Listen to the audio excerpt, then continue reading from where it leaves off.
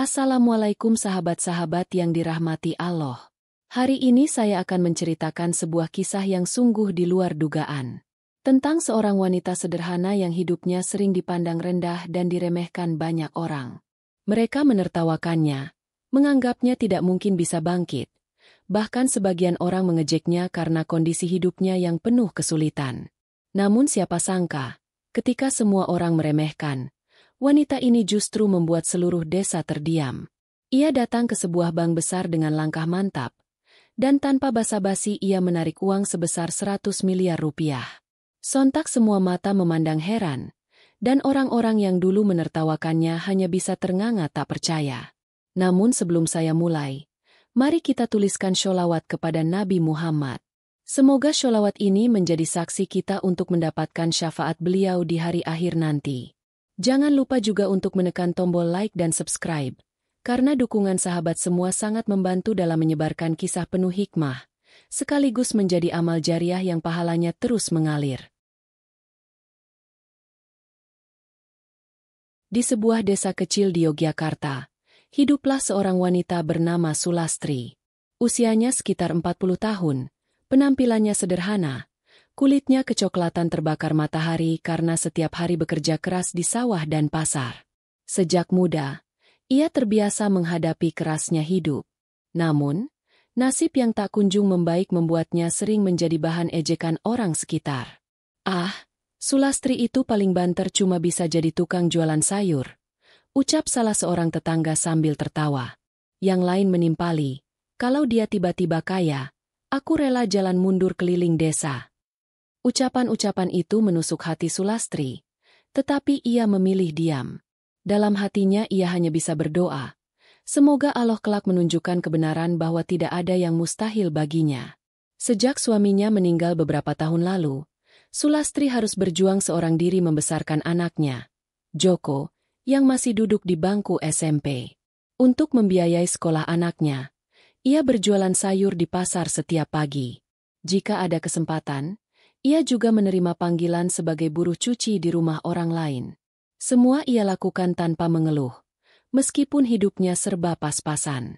Malam-malam sering ia lalui dengan air mata, bukan karena lelah bekerja, melainkan karena merasa tidak ada yang menghargainya. Namun ia tidak pernah berhenti berdoa, percaya bahwa kesabaran suatu saat akan berbuah manis. Suatu sore, ketika ia sedang membereskan dagangan di pasar, seorang laki-laki tua berpakaian rapi menghampirinya. Tatapannya teduh, suaranya dalam. "Ibu, saya sudah lama memperhatikan keteguhan hati panjenengan. Besok, datanglah ke bank besar di kota. Ada hal penting yang harus ibu lakukan." Sulastri terkejut. "Maaf, Pak, saya orang kecil. Saya tidak pernah punya urusan dengan bank." Lelaki itu tersenyum, lalu menyerahkan secari kertas berisi alamat dan sebuah tanda tangan resmi. "Percayalah, ini bukan main-main. Datanglah dengan membawa identitas diri. Jangan tunda." Sepanjang jalan pulang, Sulastri diliputi kebingungan. Ia tidak mengerti maksud lelaki itu. Malam itu ia sujud lama sekali, memohon petunjuk kepada Allah. Hatinya berdebar, antara percaya dan ragu. Keesokan harinya, dengan baju terbaik yang ia punya, Sulastri berangkat ke bank di kota. Orang-orang desa yang melihatnya justru menertawakan. Mau apa dia ke bank? Nabung receh, mungkin. Paling cuma cuci WC di sana. Sulastri hanya tersenyum tipis. Ia tahu dirinya diremehkan. Namun langkahnya mantap. Sesuatu dalam hatinya berbisik, bahwa hari itu akan menjadi awal perubahan besar dalam hidupnya. Pagi itu, embun masih menempel di dedaunan ketika Sulastri melangkah keluar rumah. Joko, anak sematawayangnya, menatap dengan bingung. "Bu, panjenengan mau ke kota sendirian? Untuk apa?" Sulastri hanya tersenyum, berusaha menenangkan hati anaknya. "Ada urusan penting, Nak. Doakan ibu agar semua berjalan lancar." Meski hatinya penuh tanda tanya, Joko menunduk dan mencium tangan ibunya. "Hati-hati, Bu." Dengan langkah mantap, Sulastri berjalan menuju jalan raya untuk menumpang bus. Ia mengenakan kebaya sederhana warna coklat tua, rambutnya disanggul rapi meski ada helai-helai uban menyembul. Dalam genggamannya, ia membawa tas kain lusuh berisi KTP, kartu keluarga, dan secari kertas dengan alamat bank yang diberikan lelaki misterius itu. Perjalanan bus menuju kota terasa panjang. Di dalam bus, beberapa penumpang memperhatikan Sulastri dengan tatapan heran. "Mau kemana ibu?" tanya seorang ibu-ibu yang duduk di sebelahnya. "Ke bank, Bu," jawab Sulastri singkat. Si ibu langsung berbisik ke temannya, lalu tertawa kecil. "Jualan sayur kok ke bank? Paling nabung recehan." Sulastri hanya menunduk. Ia sudah terbiasa dengan cibiran. Namun kali ini, entah mengapa, hatinya merasa yakin bahwa Allah sedang menyiapkan sesuatu yang besar. Setelah hampir 2 jam perjalanan, bus berhenti di pusat kota. Gedung-gedung menjulang, jalanan ramai, suara klakson bersahut-sahutan. Bagi Sulastri yang sehari-hari hanya melihat sawah dan pasar desa, pemandangan itu begitu asing sekaligus menegangkan. Ia melangkah pelan menuju sebuah bangunan megah dengan pintu kaca besar. Tulisan Bank Nasional Indonesia terpampang jelas di atas pintu masuk. Hatinya berdebar kencang. Tangannya sedikit gemetar ketika mendorong pintu. Udara sejuk dari pendingin ruangan menyambut, membuatnya kaku karena terbiasa dengan hawa panas desa. Di dalam, orang-orang berdandan rapi, sebagian mengenakan jas, sebagian lagi gaun elegan. Beberapa menoleh ke arahnya, seolah heran melihat perempuan desa dengan kebaya lusuh masuk ke tempat semewah itu. Sulastri melangkah ke meja resepsionis. "Selamat pagi, Bu. Ada yang bisa kami bantu?" tanya seorang pegawai bank dengan senyum profesional. Dengan suara pelan, Sulastri menyodorkan kertas yang diberikan lelaki misterius itu. "Saya diminta datang ke sini. Katanya ada hal penting." Resepsionis itu membaca sekilas. Lalu wajahnya berubah serius. Ia menekan tombol telepon di meja, berbicara sebentar, lalu berkata kepada Sulastri, "Tunggu sebentar, Bu. Pimpinan kami ingin bertemu dengan Ibu langsung." Ucapan itu membuat Sulastri semakin gugup. Apa urusannya hingga harus bertemu pimpinan bank? Ia duduk di kursi tamu, matanya melirik kanan-kiri melihat orang-orang sibuk dengan transaksi masing-masing. Beberapa menit kemudian, seorang pria berjas rapi menghampirinya. "Ibu Sulastri, mari ikut saya ke ruangan." Sulastri bangkit, lututnya lemas. Ia mengikuti pria itu melewati lorong panjang, hingga akhirnya masuk ke sebuah ruangan besar dengan meja kayu mengkilap. Di balik meja duduk seorang pria paruh-baya, berwajah tegas, mengenakan jas hitam. "Selamat datang, Bu Sulastri. Saya direktur cabang bank ini. Ada sesuatu yang harus Ibu ketahui." Jantung Sulastri berdetak makin kencang. Ia tidak tahu apa yang akan terjadi, namun firasatnya mengatakan bahwa sebentar lagi hidupnya akan berubah selamanya. Ruangan itu sunyi, hanya terdengar detik jam dinding yang berputar. Sulastri duduk dengan canggung di kursi empuk berlapis kulit, berhadapan dengan sang direktur bank. Meja kayu besar di depannya tampak berkilau, menambah kesan mewah yang membuatnya makin merasa kecil. Direktur itu menatapnya tajam namun penuh wibawa. "Ibu Sulastri, nama Ibu sudah terdaftar dalam sebuah rekening besar di bank kami. Rekening ini sudah lama tidak diakses, namun dokumen lengkap menunjukkan bahwa Ibu adalah penerima sah dari dana tersebut." Sulastri ternganga. "Rekening besar? Maksud Bapak apa? Saya ini cuma jualan sayur di pasar. Mana mungkin punya rekening besar?" Sang direktur mengangguk pelan. Ia lalu menekan bel kecil, memanggil seorang staf. Tak lama kemudian, seorang pegawai masuk membawa map tebal. Direktur itu membuka map, lalu memperlihatkan tumpukan kertas kepada Sulastri.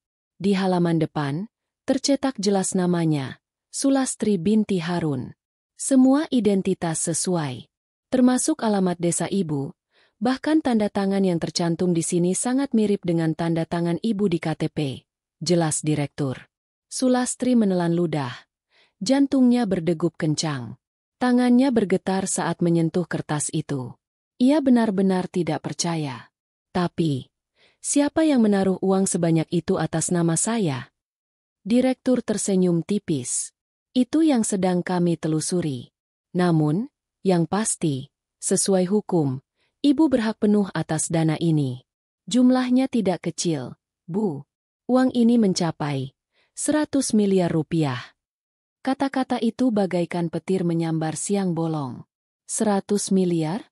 Dunia serasa berhenti berputar. Sulastri bahkan merasa tubuhnya melayang, sulit bernapas, tak mampu berkata-kata.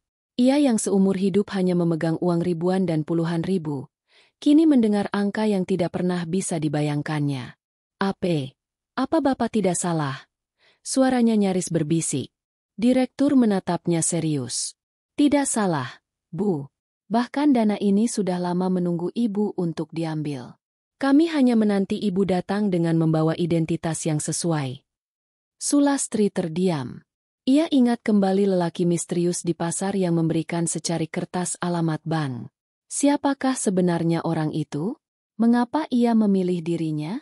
Hatinya berkecamuk, antara gembira, takut, dan bingung. Ia membayangkan wajah orang-orang desa yang selalu menertawakannya. Jika kabar ini sampai ke telinga mereka, pasti mereka tidak akan percaya. Sang direktur lalu berkata, Ibu tidak perlu terburu-buru. Tapi jika Ibu ingin, dana ini bisa segera ditarik. Kami akan menyiapkan prosedur khusus mengingat jumlahnya yang sangat besar. Sulastri menggenggam tas kain lusuhnya erat-erat. Ia berdoa dalam hati.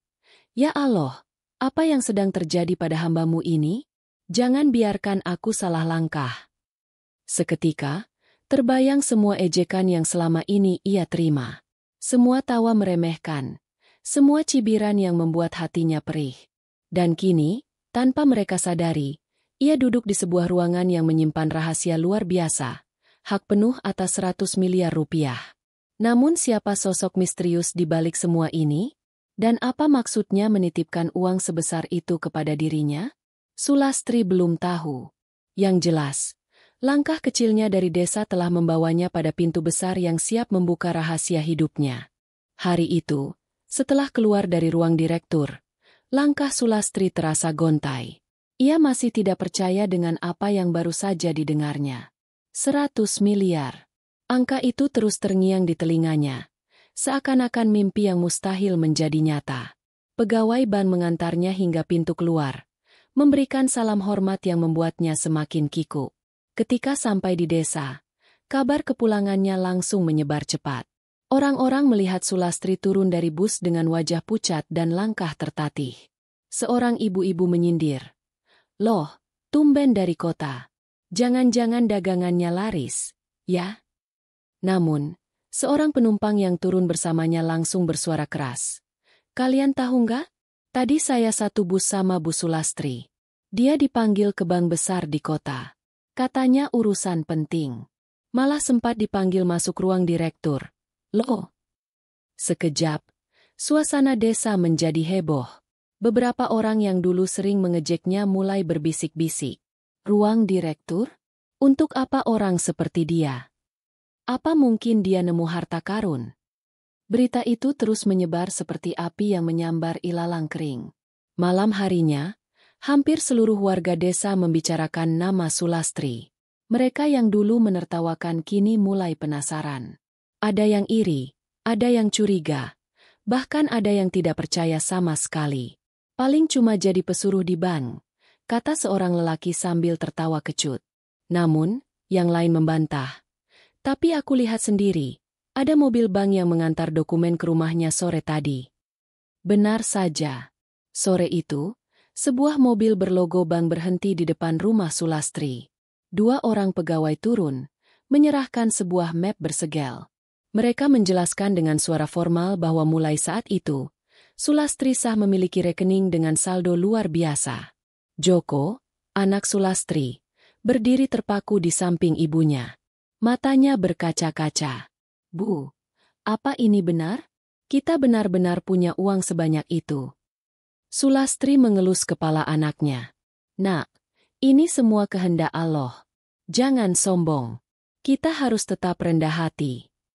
Tetangga yang melihat kejadian itu hanya bisa melongo. Mereka teringat ejekan yang sering mereka lontarkan. Kini, ejekan itu seperti cambuk yang kembali menyakiti diri mereka sendiri.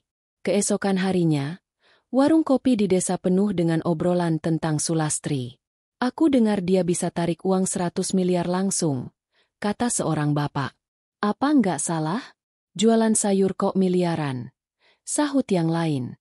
Ya, tapi kenyataannya begitu. Bank sendiri yang mengakuinya.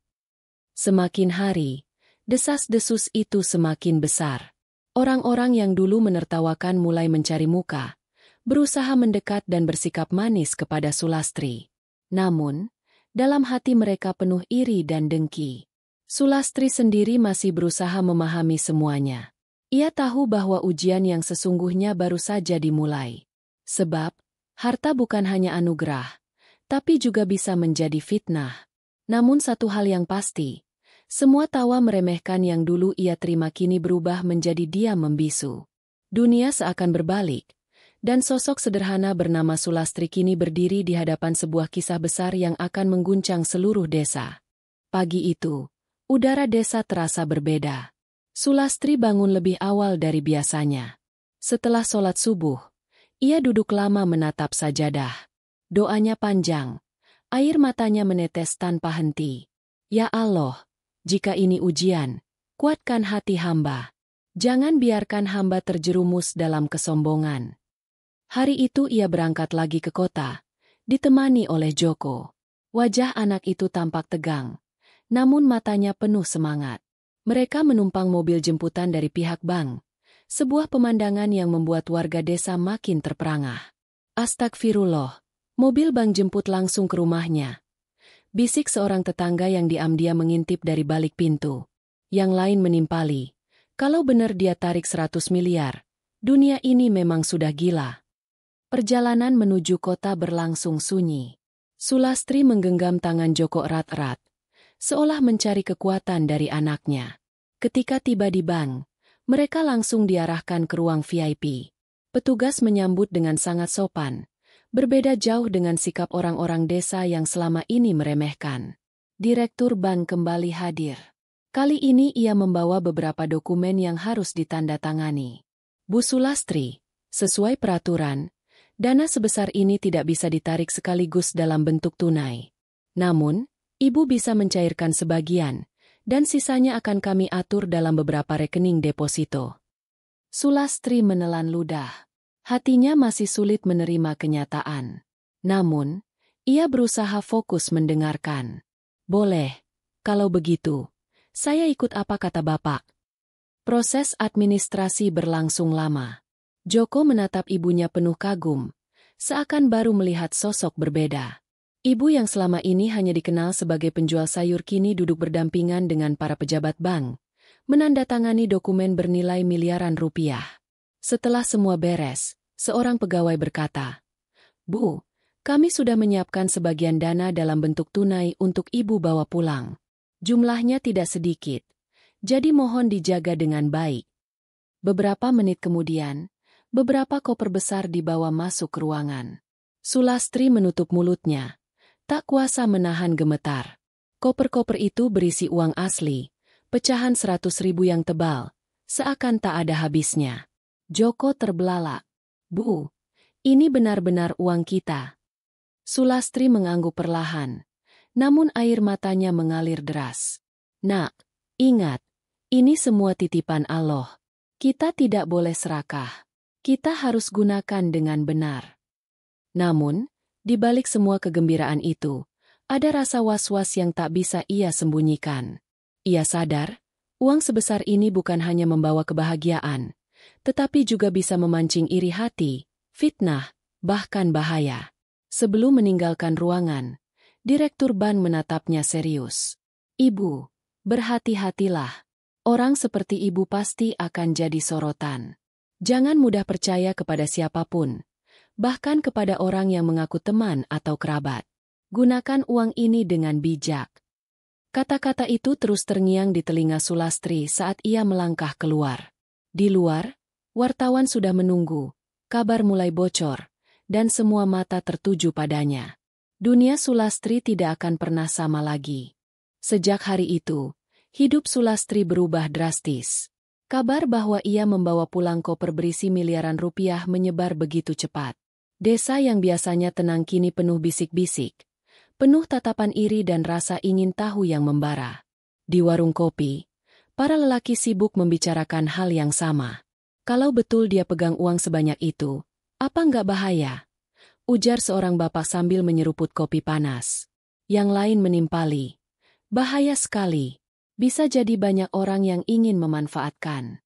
Jangan-jangan dia sudah nggak akan kenal tetangga lagi. Di pasar pun suasana serupa. Para pedagang melirik Sulastri dengan rasa kagum bercampur sinis. Ada yang berusaha mendekat, menawarkan kerjasama bisnis. Ada pula yang terang-terangan meremehkan. Wah, Bu Sulastri sekarang sudah kaya raya. Jualan sayur nggak pantas lagi. Harusnya buka supermarket sekalian. Sindir seorang pedagang dengan nada tajam. Sulastri menunduk. Ia tidak membalas sindiran. Hanya tersenyum tipis sambil menata sayur-sayurannya. Hatinya terasa perih. Tapi ia memilih diam. Dalam hati ia berdoa. Ya Allah, lindungi hamba dari fitnah orang-orang. Namun, cobaan tidak berhenti di situ. Beberapa kerabat jauh yang selama ini tidak pernah berkunjung tiba-tiba datang silih berganti. Mereka membawa cerita sedih, memohon bantuan dengan alasan yang beraneka ragam. Ada yang ingin modal usaha, ada yang pura-pura sakit, bahkan ada yang memaksa dengan nada keras. Las, kamu kan sudah kaya. Masa nggak bisa bantu saudara sendiri? Ujar seorang sepupu jauh dengan nada menyudutkan. Sulastri hanya bisa menarik napas panjang. Ia ingin membantu, tapi ia juga sadar bahwa tidak semua permintaan tulus. Di sisi lain, rasa iba membuatnya sulit berkata tidak. Di rumah, suasana semakin panas.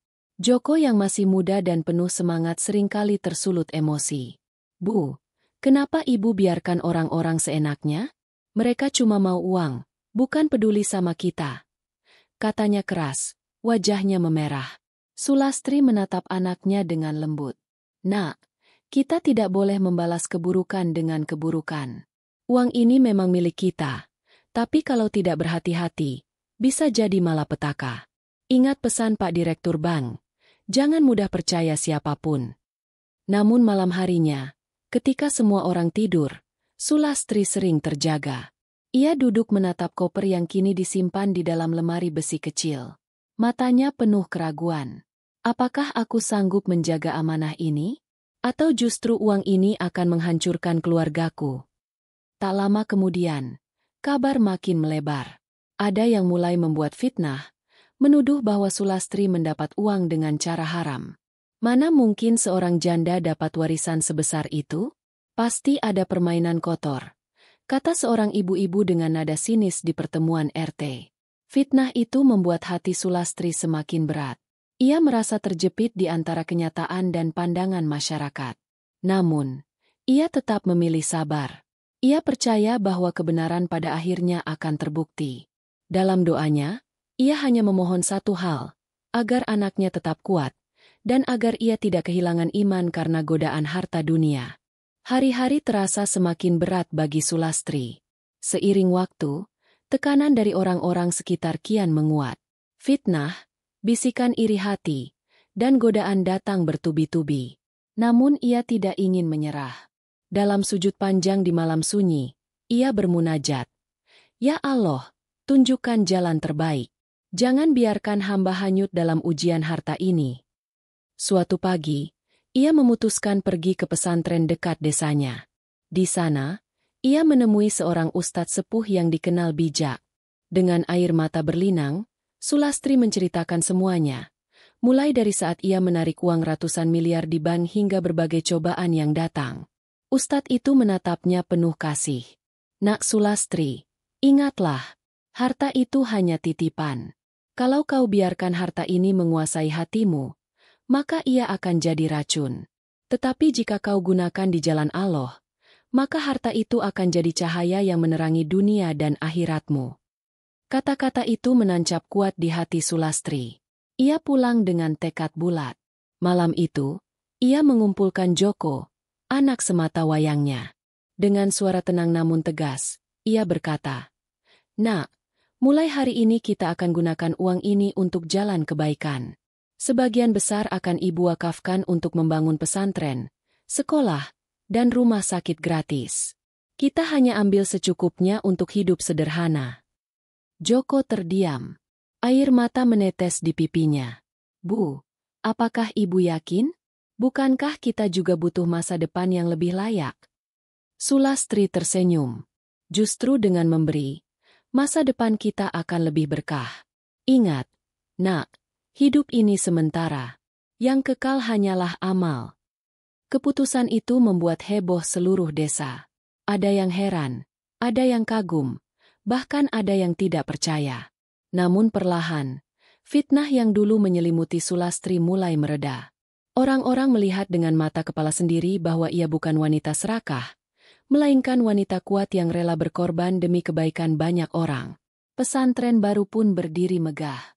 Anak-anak yatim mendapat sekolah gratis. Warga miskin bisa berobat tanpa dipungut biaya. Semua itu berkat keberanian Sulastri melepaskan kemelekatan pada dunia. Di satu sore, ketika matahari mulai condong ke barat, Sulastri duduk di beranda rumah sederhana. Ia memandang langit dengan hati penuh syukur. Terima kasih ya Allah. Engkau telah menjadikan ujian ini sebagai jalan untuk semakin dekat pada MU. Ayat suci pun terngiang di telinganya. Wa ema ataitu min zakatin turiduna wajalahi fa'ulaika humul mad'ifun. Dan apa saja zakat yang kamu berikan dengan maksud mencari keridaan Allah, maka yang berbuat demikian itulah orang-orang yang melipat gandakan pahalanya. Quran Surat Ar-Rum, 39. Dengan keyakinan itu, Sulastri menutup perjalanan hidupnya bukan dengan kekayaan semata, melainkan dengan amal yang terus mengalir, menjadi penerang hingga akhir hayat. Sahabat-sahabat yang dirahmati Allah, perjalanan hidup Sulastri memberikan kita sebuah pelajaran yang begitu dalam. Siapa sangka seorang wanita sederhana yang awalnya hanya dikenal sebagai penjual sayur di pasar bisa menjadi pusat perhatian seluruh desa, karena membawa pulang uang 100 miliar dari bank. Peristiwa itu memang mengejutkan. Bahkan banyak orang yang menertawakan, meremehkan, hingga menuduh macam-macam. Tetapi justru di balik kejadian itu, kita melihat betapa Allah sedang menguji hambanya dengan sesuatu yang jarang sekali dialami manusia, yaitu ujian harta. Sahabatku, ujian harta seringkali jauh lebih berat daripada ujian kemiskinan. Saat miskin, manusia biasanya akan berdoa, mengadu, dan berharap pertolongan Allah. Tetapi ketika kaya, seringkali manusia lupa, merasa cukup, dan bahkan sombong. Inilah mengapa Allah mengingatkan dalam Al-Quran agar kita tidak tertipu oleh gemerlap dunia yang sementara. Dunia ini ibarat bayangan sore hari, perlahan akan memanjang, lalu hilang di telan gelapnya malam. Sulastri hampir tergelincir dalam ujian itu. Tekanan dari tetangga, keluarga jauh, bahkan fitnah dari masyarakat hampir membuat hatinya goyah. Namun ia memilih jalan sabar. Ia tidak membalas hinaan dengan kebencian, tidak pula meladeni fitnah dengan amarah. Ia justru mendekatkan diri pada Allah, memohon petunjuk, hingga akhirnya menemukan keberanian untuk melepaskan kemelekatan pada dunia. Keputusan Sulastri untuk mewakafkan sebagian besar hartanya adalah bukti nyata bahwa iman bisa mengalahkan nafsu. Ia sadar, sebesar apapun uang yang ia miliki, tidak ada gunanya jika hanya menimbulkan iri, dengki, dan permusuhan. Tetapi ketika uang itu dipakai untuk membangun pesantren, sekolah, dan rumah sakit gratis, justru namanya harum dikenang. Doanya terus mengalir dari setiap anak yatim yang belajar, dari setiap orang sakit yang sembuh, dan dari setiap kebaikan yang lahir karena sedekahnya. Allah berfirman dalam surat Saba ayat 39. Wa ema anfaqtum min syai'in fahuwa yukhlifuh, wa huwal khairur raziqin. Dan barang apa saja yang kamu nafkahkan, maka Allah akan menggantinya, dan dialah pemberi rezeki yang sebaik-baiknya. Ayat ini mengajarkan kita untuk tidak takut miskin karena memberi. Justru sebaliknya, ketika kita ikhlas menginfakkan harta di jalan Allah, maka rezeki kita akan dilipat gandakan dengan cara yang tidak pernah kita sangka. Bayangkan, sahabatku, uang 100 miliar yang awalnya dianggap hanya sebagai angka besar dan menjadi bahan ejekan orang-orang, kini berubah menjadi ladang pahala yang tidak pernah putus. Itulah bukti bahwa harta dunia hanyalah alat, bukan tujuan. Ketika harta digunakan untuk mengejar ridha Allah, maka ia akan menjadi cahaya. Tetapi ketika harta hanya dikejar untuk kesenangan dunia, maka ia akan menjadi api yang membakar. Kisah ini fiktif, dibuat seolah nyata agar kita semua bisa mengambil hikmahnya. Tidak ada yang kebetulan dalam setiap cerita. Setiap alur, setiap konflik, dan setiap keputusan yang diambil tokohnya adalah cermin bagi kita. Apakah kita siap jika suatu saat diuji dengan harta berlimpah? Apakah kita akan tetap ingat pada Allah? Atau justru terlena dan terjerumus dalam kesombongan?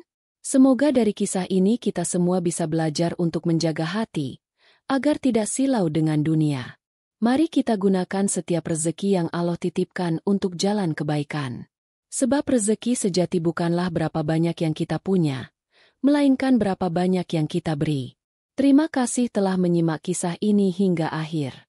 Jika sahabat merasa cerita ini bermanfaat, jangan lupa tinggalkan komentar, tekan tombol like, dan subscribe channel ini.